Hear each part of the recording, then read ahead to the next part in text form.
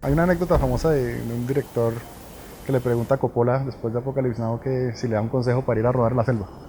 Y él le mandó un consejo que es no vayas.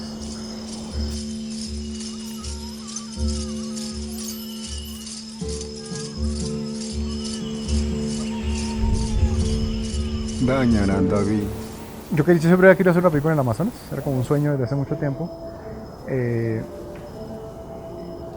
a través de un amigo antropólogo conocí la historia de Colt Greenberg, que es una historia trágica en el que ocurrió en el Amazonas, pero al mismo tiempo es una historia del primer explorador occidental que se refería a la gente, a los indígenas como seres humanos, ¿no? O sea, tú lees todos los naturalistas del siglo XVIII, los exploradores se refieren a ellos como te los describen como si te estuvieran describiendo el tapir o la danta, ¿no?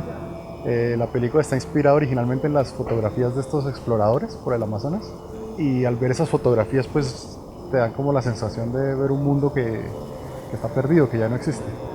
Y me parece que gran parte de esa sensación la producía el que estas imágenes fueran en blanco y negro y al mismo tiempo hablan de permite un distanciamiento del espectador.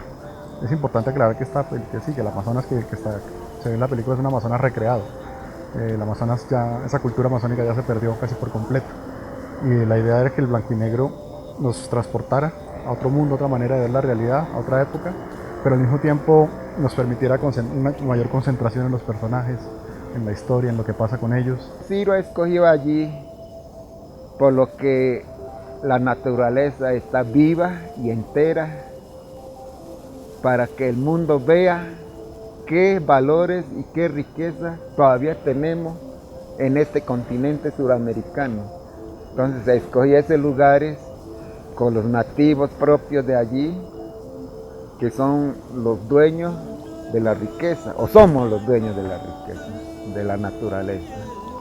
No, pues el caso de Antonio es muy particular porque yo pensé que ese personaje no existía, no iba a ser posible encontrar.